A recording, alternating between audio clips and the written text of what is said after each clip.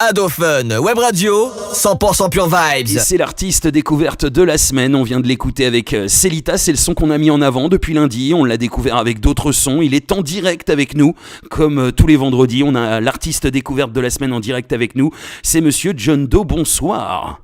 Bonsoir Seb, bonsoir les auditrices, auditeurs, hyper content d'être avec vous. Ça fait plaisir, plaisir partagé, vraiment, sincèrement, ça fait super plaisir de t'accueillir en direct. Superbe semaine avec le son de John Doe, donc cette semaine.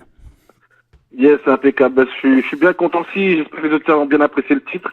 Donc on est là pour leur donner de la bonne vibe, donc on continue comme ça. C'est ça, et c'est 100% Pure Vibes, Ado Fun Web Radio, ça tombe bien. Justement, alors on va démarrer. Qui est John Doe ? Comment t'as démarré dans la musique ? En quelques phrases, qu'est-ce que tu pourrais dire pour te présenter aux auditrices et aux auditeurs qui ne te connaissent pas, bien sûr, parce que t'as déjà quand même pas mal roulé, on va dire. Ouais, exactement, pas mal bourlingué. Je pense qu'il y a un mot qui me définit plutôt bien, enfin je l'espère, c'est le terme de éclectisme, éclectique. Ouais. Donc je suis quelqu'un de très éclectique musicalement, puisque musicalement j'ai commencé par la musique caribéenne, notamment le zouk, puisque bien sûr bercé dans une famille antillaise.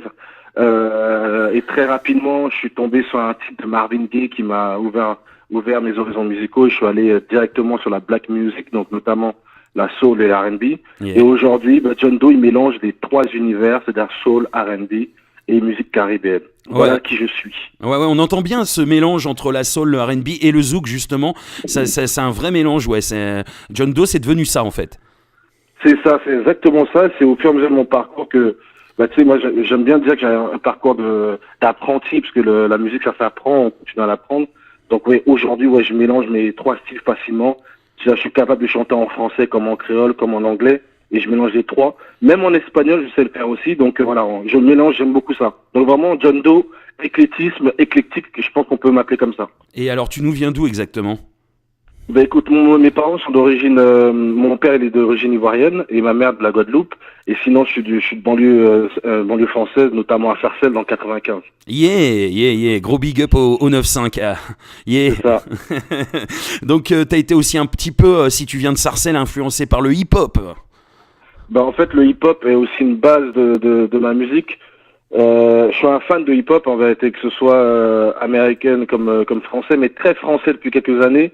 Puisque je t'avoue, au sorti du collège, j'ai commencé à bien comprendre l'anglais et très déçu par des morceaux qu'un que j'aimais beaucoup. Lorsque tu traduis les textes, tu te rends compte qu'ils se foutent un peu de la gueule du monde, si je peux m'exprimer ainsi. C'est clair. Et donc, donc j'aime beaucoup la musique américaine, mais c'est vrai que le hip-hop français est vraiment pas mal. On peut critiquer ce qui se fait maintenant, mais il y a des bonnes comme des mauvaises choses dans tous les cas. Ouais, je suis un fan de hip-hop, tout à fait. C'est clair, il y a des bonnes comme des mauvaises choses. Après, on aime ou on n'aime pas, mais voilà, respect. Respect. En tout cas, alors moi j'ai kiffé tes sons. Franchement, cette semaine, moi j'adore ce style musical. Merci. Déjà à la base, j'adore le zouk, la musique caribéenne. J'écoute beaucoup de sons comme ça, Admiralty, Kalash, etc. Et on en diffuse beaucoup d'ailleurs, hein, t'es pas le seul à avoir été diffusé ici avec ce style de musique. Franchement, c'est un beau mélange. Parle-nous maintenant de ce titre qu'on a mis en avant toute la semaine. C'est Celita. Apparemment, c'est une histoire vraie. Oui, c'est une histoire vraie, mais déjà parce que Celita, c'est le prénom de ma mère. Et je raconte en fait une histoire que j'ai vécue étant petit.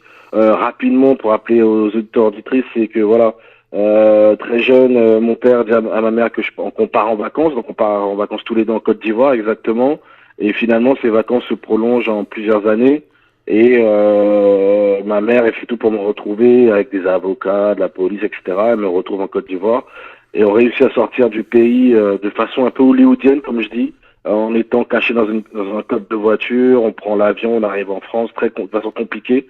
Et donc voilà, c'est une histoire vraie que je raconte, où je parle de cette histoire. Ah, c'est vraiment ton vécu, ça, alors. C'est une histoire incroyable. Ouais. C'est une histoire incroyable, quand même. C'est exactement ça. C'est là que pour aller à l'ambassade de France en Côte d'Ivoire, je suis placé dans un coffre de voiture, parce que mon père, il connaît bien sûr tout le monde là-bas, et il essaie de faire en sorte de me retrouver, et je suis caché dans un coffre de voiture pour arriver à l'ambassade française. Ça, c'est une vraie story. Je l'ai pas inventé pour faire du buzz. Et t'en as fait un son. Ça a quand même été une grosse souffrance, je pense, pour toi. T'en as fait un son, t'as réussi à sortir tout ça, en fait. Ouais, c'est ça, parce qu'en fait, oui, t'as raison, c'était une vraie souffrance. Et pendant de longues années, et là, je pense que je suis arrivé à maturité de cette affaire. Et donc, c'est là que ça m'a permis de le mettre sur une galette, comme on dit. Et ça me permet aussi de me rapprocher encore plus de mon public, puisque là, vraiment, je leur donne Tu le livres du fond perso, fond, quoi. comme on Ouais, dit. tu livres vachement de toi, quoi. C'est ça. Mais vraiment, là, ce morceau-là, c'est du 100%. Après, sur un morceau, tu peux pas tout mettre, parce qu'il y a des détails que tu peux mettre, mais voilà. J'ai essayé de résumer ça dans ce titre, et je suis content parce que j'ai vraiment de très très beaux retours, parce que j'aime me découvre d'une autre façon, et je suis vraiment heureux, quoi. Ouais, parce qu'en plus, moi qui ai diffusé aussi les autres sons que Ludivine m'a envoyé, à qui je fais un gros big up, et qui s'occupe de toi et de ta promo, et qui fait un gros taf, donc on la big up. Exact. Et donc, franchement, il y a des sons qui sont. Bon, on reste vraiment dans le zouk, musique caribéenne, mélangée avec du R&B, un peu un peu de soul. On entend oui. C'est vrai, un petit peu de soul, mais la black music, hein, la black music, et mais on sent quand même les sons, chaque son est différent en fait. C'est le même style, mais les sons sont différents. Oh, tu fais plaisir quand tu me dis ça. C'est vrai. Tu fais vraiment plaisir. Sincèrement. En fait, c'est l'idée en fait, hein, quand on travaille un titre, et c'est que chaque titre a un univers. C'est le but. Par exemple, je sais pas si dans la playlist t'as le morceau Ghost, je sais pas si tu l'as ou pas, mais en tout cas, tu vois, par exemple, sur ce morceau, à un moment donné, il y a une ligne de guitare rock, tu vois. Oui. Moi, j'étais un fan de Kurt Cobain. Personnellement, je crois que c'est l'anniversaire de sa mort, je crois aujourd'hui ou hier, je sais plus. Ouais. Pour dire, voilà, tu vois, j'étais un fan de ce type de musique. Et moi, j'adore les guitares très rock comme ça, et on retrouve ça dans Ghost, tu vois. Ouais. Encore une influence, par exemple. Alors, voilà, quoi. on a diffusé Ghost, on a diffusé Negus, on a diffusé Sexual Game aussi. Exact. Il y en a une, Kella, il me semble. Oui, Kella, c'est ma fille, Kella. Exact. Ouais, j'adore cette chanson qui est un peu plus zouk que celle-là, plus tendance zouk. Elle est très zouk, très kizomba, exactement, tout à fait. Voilà, donc on a bien kiffé aussi. Qu'est-ce qu'il y a eu d'autre comme son ? Évidemment Célita, évidemment, qui a été mis en avant tous les soirs, hein, qui a été diffusé tous les soirs. Franchement, tous les sons sont différents, et il y a cette petite note qui reste toujours la même quand même, cette petite patte John Doe, quoi. C'est ça, oui, j'essaie d'avoir ma propre signature vocale, tu sais, c'est important, c'est là que l'auditeur, quand il écoute, il dit, ah oui, lui, je connais, c'est John Doe, tu vois. C'est important. Un vrai travail qu'on essaie de faire, et pas essayer de faire des sons répétitifs, sinon ça sert à rien. Déjà, tu vois, moi, déjà, je suis un indépendant en tant qu'artiste, donc on n'est pas tout le temps sur les ondes, donc si on n'arrive pas à se démarquer, ça devient compliqué, quoi. C'est clair. Alors, t'es totalement indépendant, hein ? Ouais, totalement indépendant, c'est avec Ludivine, qui est mon associé, hein. On est une équipe, on est associés depuis maintenant près de 7 ans, on bosse comme ça. Yeah. Donc la production c'est nous, l'artistique c'est nous, mais autour de ça on n'est pas que deux, parce qu'en vérité on a quand même une très grande équipe, on a des gens aussi j'ai un pote à moi qui écrit aussi de temps en temps pour moi, on a le mec qui fait les clips pour nous, qui est Gérard Griffith, c'est lui qui est à l'origine de tous les clips que les gens peuvent voir. Donc on a une équipe autour de nous, et des gens qui donnent leur avis, on écoute voilà, on est une équipe, là ça me permet d'avancer, parce que très bien on n'avance pas seul, donc on est une petite équipe qui est plutôt pas mal, quoi. Alors, on va parler maintenant parce qu'on va avancer aussi, la scène, parce que j'ai eu vent qu'il y aurait une scène là au mois de mai. Ouais, tu parles de la scène, ça c'est mon cheval de bataille. Sans la scène, on peut pas être un artiste. C'est clair. Tu peux être un chanteur, mais tu peux pas être un artiste. C'est comme ça, je le conçois. Donc oui, il y a une belle date le 10 mai. On a déjà fait ce lieu qui se nomme l'Étage, c'est sur Paris.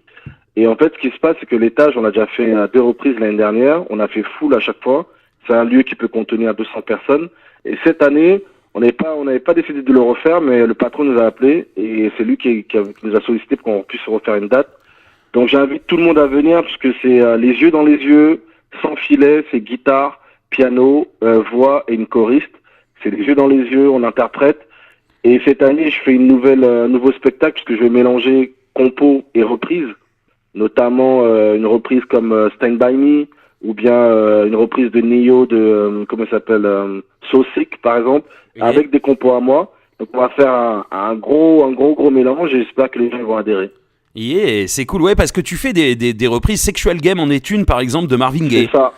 C'est ça, exactement. Je suis pas pour les reprises, je trouve que c'est, je sais pas, j'aime pas beaucoup faire ça, mais il y a 3-4 titres comme ça que j'aime beaucoup. Et tu sais, quand tu as envie d'amener un nouveau public à toi, c'est important quand même de leur mettre des choses qu'ils connaissent.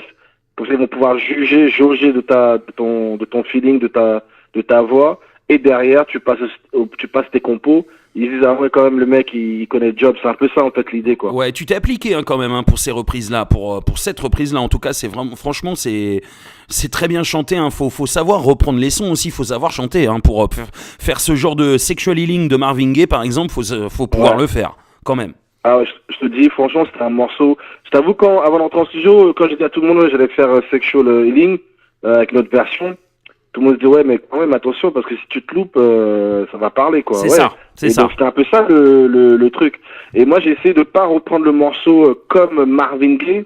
Je me suis dit, l'idée, c'est que les gens, ils reconnaissent le morceau, mais qu'ils se disent, ah ouais, John Doe, c'est du John Doe, quoi. Voilà. Ça, je mets une petite partie en créole au début, et après, j'envoie ce que j'ai à envoyer. Ah oui, il est complètement différent du son de Marvin Gaye, et t'as mis ta touche, quoi, à toi, et c'est vrai qu'il est très très bien fait, ce titre. Merci.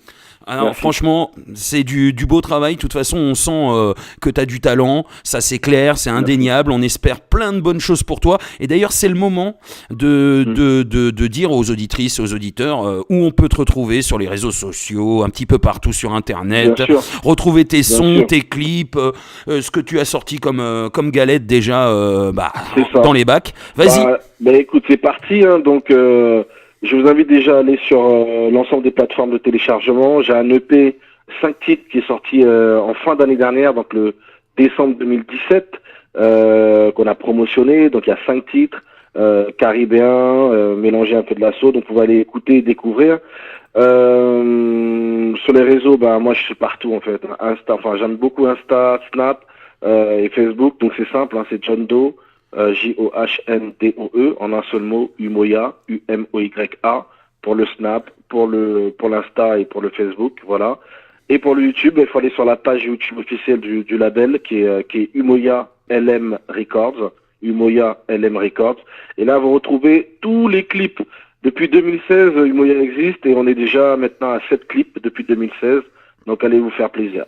Alors, la bonne nouvelle, c'est que Adophone Web Radio va vous soutenir pour ce concert du 10 mai. Donc, je me suis entendu avec Ludivine ce matin et on va soutenir, on va annoncer le concert jusqu'à la date fatidique. On va le faire tourner un maximum et donc on sera partenaire avec vous sur ce concert. Déjà, une première bonne nouvelle, mais il n'y en a pas qu'une parce qu'un artiste, c'est pas qu'une semaine sur Adophone Web Radio. Après, il a le droit aussi d'avoir ses sons en playlist. Alors, tout de suite, je te le dis, Célita est déjà rentrée en playlist. Dans la playlist découverte, c'est tous les jours, toute la semaine, entre 14h et 15h, il y a tous les meilleurs artistes en playlist qui sont diffusés dans la Seb Session. Et en plus, je te laisse le choix d'un deuxième titre que tu choisis toi. Quel serait le titre que tu voudrais rentrer en playlist ? Mais toi, Seb, quel est ton titre préféré de tout ce que tu as pu écouter ? Moi, j'ai kiffé Kella.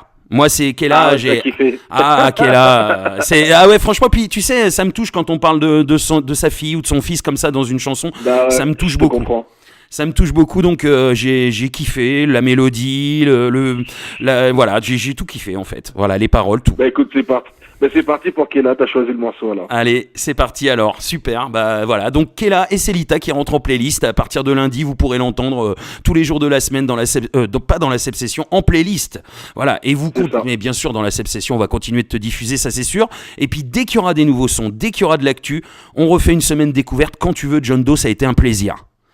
On te met en primo. Merci beaucoup Seb, merci beaucoup à toute ton équipe. J'ai vu toute la semaine comment tu as balancé j'ai pas arrêté. Les infos, franchement, bravo. bravo. C'est comme ça. C'est incroyable. Dès que j'allumais mon téléphone, je voyais que toi. Les guerriers, c'est ça des guerriers. Hein. On est là.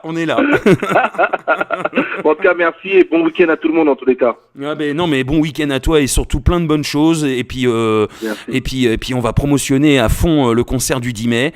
À très très bientôt, John Doe. On va se quitter avec le son Négus que j'ai calé. Ok, c'est cool. Ciao. Ciao, John Doe. À bientôt. Big up. À bientôt.